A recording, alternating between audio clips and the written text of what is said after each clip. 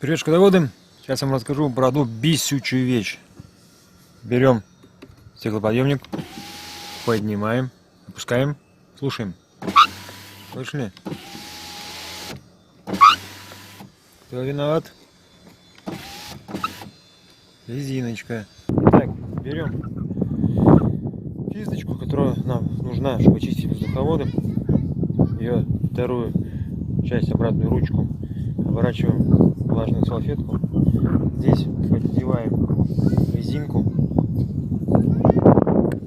Вот она у нас, утратив эластичность, начинает скрипеть. Сейчас мы протрем, вернем ее эластичность. Все будет хорошо.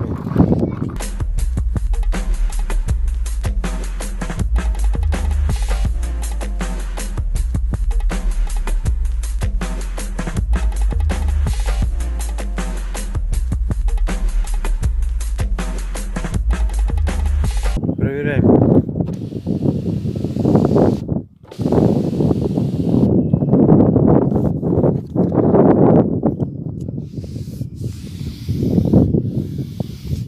Писючий звук номер 2.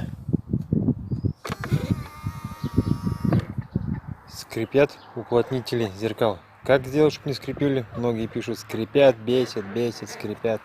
Все легко и просто. Берем тряпочку, смачиваем ее силиконом и смазываем уплотнительные резинки. Аккуратненько.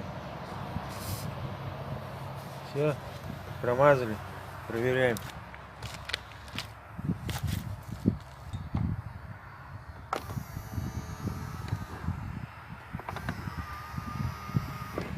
Слышали? Смазано, работает. И чтобы добить эту тему, кисточка нам нужна еще раз. Мы в нее заворачиваем влажную салфетку именно на мягкую часть и прочищаем наши воздуховоды.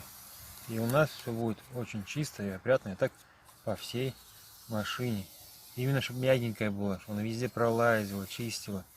И у вас будет все чисто и опрятно, как у меня. Подписывайтесь на канал, ставьте лайки. И не нужно бояться скрипов. Скрипы уходят, если с ними обращаться как нужно.